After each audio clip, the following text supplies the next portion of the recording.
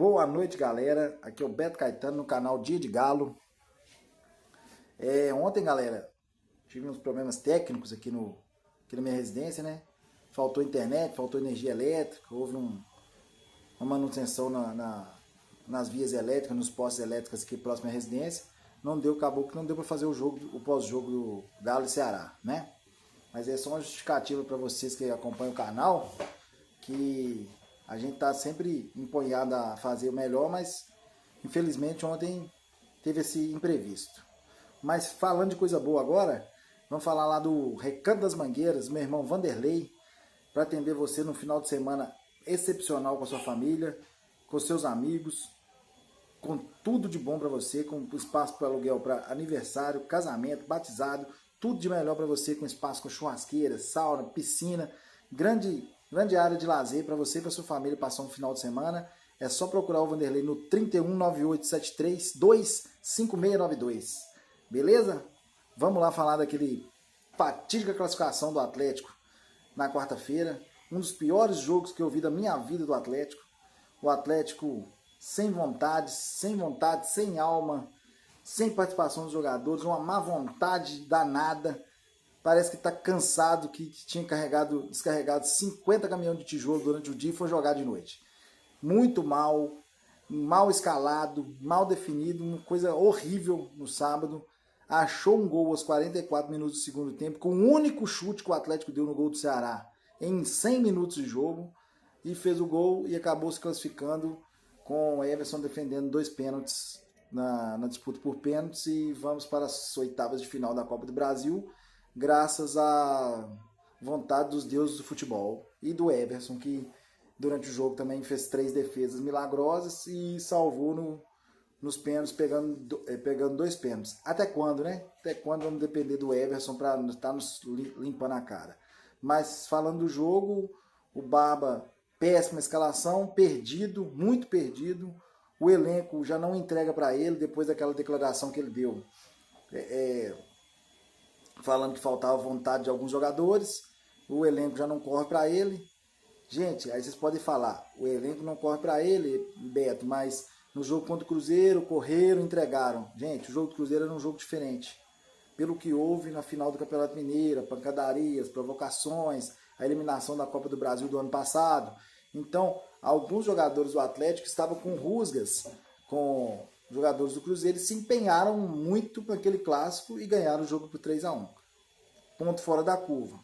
Diferente de todos os jogos desse ano do Brasileiro, né? Do Brasileiro, da Copa do Brasil, do que foi disputado, foi o único jogo diferente que o Atlético fez. Na verdade, os 2 únicos jogos diferentes que o Atlético fez esse ano foi o clássico 2-1 na Arena MRV pelo Campeonato Mineiro e esse 3-1 no Mineirão pelo Campeonato Brasileiro. Dito isso, o Atlético foi pífio esse ano e não tem nem o que falar. Não é treinador, não é nada. É esse elenco que é, cara, preguiçoso mesmo, e tem problemas de vestiário, e tem muita coisa que a gente vai falar mais pra frente, mas vamos seguindo pro jogo. Baba, perdido, escala muito mal, mexe muito mal, o time não corresponde. Lianco, horrível, errou 2 saídas de bola, entregou 2 gols para o Ceará, um anulado e o outro gol. O pênalti, na hora do pênalti, o Atlético, eu não escanteio para o Atlético, que a bola é perdida, o Lodi vem correndo para trás, o lançamento nas costas do Cissé, e ele acaba afoito, cometendo o pênalti aos 4 minutos de jogo, complicando todo o jogo do Atlético. O Atlético não tinha nem aparecido, nem tinha esquentado ainda, acabou tomando gol 1-0, aí as coisas foram piorando durante o jogo, o time muito mal, Lodi mal, Natanael horrível, Lianco muito mal, Vitor Hugo, são 2 jogadores que a gente entra à mesa, são Vitor Hugo e Lianco. O Atlético entrou com 9. Mas não tinha opções. O Bernard, infelizmente, ele tomou um pisão no jogo contra o Botafogo, ficou fora, entendeu? E o Tressoldi, que é o menos ruim da defesa, também teve uma lesão, ficou fora. E o Atlético acabou tomando 2-0 no primeiro tempo. O Ceará teve inúmeras chances no segundo tempo para ampliar o placar e sair com a goleada. Não fez, foi castigado no final de uma bola, a bola que sobra na verdade, uma tabela entre o Cassierra e o Pacini, que entrou bem no jogo, honrando a camisa, um dos únicos que, juntamente com o Everson, que honrou a camisa. Pega a bola, faz um drible no zagueiro, bate, faz o 2-1 aos 44 do segundo tempo, levando a decisão para os pênaltis, que nos pênaltis o Everson resolve e leva a classificação para Belo Horizonte, mas muito mal. Jogadores irreconhecíveis. Alexander, cara, bateu um pênalti com aquele jeito ali, que todo goleiro pega aquele pênalti meia altura no canto. Uma displicência, uma má vontade, entendeu? O Barba perdido, umas mexidas que não tem justificativa. A entrada do Renier como titular, cara, não entendo, não vou entender, não tem como. Pode explicar não só para mim, mas para a torcida do Atlético 50 mil vezes, que a gente não vai entender como o Renier é um jogador que ainda está vestindo a camisa do Atlético, né? Apesar das lesões, apesar de tudo, daria para montar um time mais competitivo, com mais vontade para ganhar o jogo do Ceará ou fazer um jogo melhor. Foi uma das classificações mais fatídicas que já vi do Atlético. O Atlético passou, mas sem merecer em momento nenhum. Não teve um minuto do jogo que o Atlético mereceu classificar contra o Ceará e classificou. Os deuses do futebol quiseram assim, então o Atlético segue na Copa do Brasil e vamos ver agora dos 16 clubes que sobraram, o que vai sobrar no pote para a gente na próxima fase, que é as oitavas de final. Todo mundo agora está no mesmo pote, não tem como pote A, pote B, separação de adversários, podendo pegar times fracos, medianos e times muito fortes. Vamos ver que o dia 26 ao meio-dia nos espera, né? Falando de Barba Domingues, perdido, tá muito mal. Contra o Botafogo já tinha mexido mal. No meu pré-jogo contra do Galo Ceará, eu já falava que ele tinha feito uma salada mista e que Deus nos abençoasse que pra gente classificar, que era agarrar no terço. Os deuses do futebol quiseram assim, e o Atlético passou, mas Barba perdido, comissão técnica dele perdida. Barba já tem que pôr as barbas de molho, né? Desculpa o trocadilho, mas já tá passando da hora dele resolver esse problema do Atlético e ter um time padrão e começar a mostrar o trabalho dele, né? Porque até agora foi muito blá blá blá e dentro de campo nada, né? Falando agora dos jogadores, nem vou falar mais porque já é bater na mesma tecla, a gente sabe que não tem vontade. Mais para frente no vídeo eu vou falar uma solução que o Atlético acaba de anunciar para ver se resolve o problema do vestiário, né? Amanhã temos o Mirassol, o time que está na zona do rebaixamento, mas vem de uma classificação boa contra o Bragantino na Copa do Brasil, vem empolgado, venceu o jogo por 2-1 no seu campo do Bragantino, havia empatado em 1-1 em Bragança Paulista.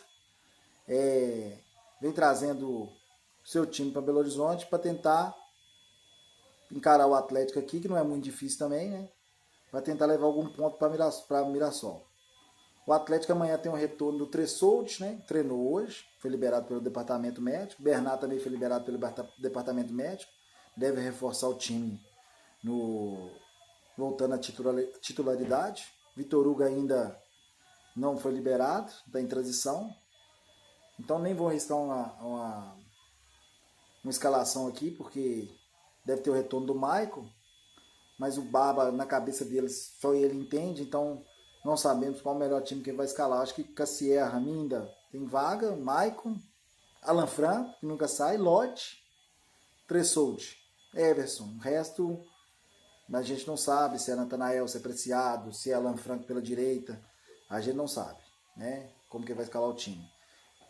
Como o Mirassol vem pela briga de rebaixamento, espero que o Atlético faça um bom jogo, né? Que seria o ideal para estar vencendo a partida, para conquistar os 3 pontos, para se afastar mais dessa zona da confusão e respirar mais aliviado, né? Porque logo após teremos 2 jogos fora de casa, o Corinthians, que é uma pedreira lá dentro da Neoquímica Arena, o Vasco em São Januário, tem bastante tempo que o Atlético não vence lá, então se não tirar os 3 pontos do Mirassol aqui no domingo, bem provável que o Atlético passe toda toda a parada da Copa do Mundo dentro da zona de rebaixamento. Porque acho muito difícil o Atlético fazer 4 ou 3 pontos em Corinthians e Vasco da Gama. Sendo bem sincero, com esse elenco, acredito que o Atlético não consiga pontuar nesses 2 jogos. Se pontuar é um ponto fora da curva que vai acontecer ou alguma mexida que vai acontecer. Então é isso, gente.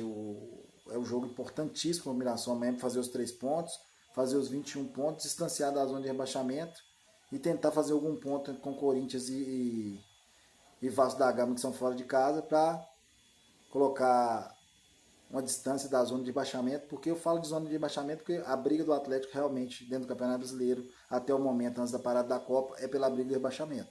Após a Copa, com a mexida da diretoria, vamos ver o que pode acontecer. Mas até o momento é contra o rebaixamento. Então, acredito eu que o Atlético é muito difícil pontuar nesses 2 jogos.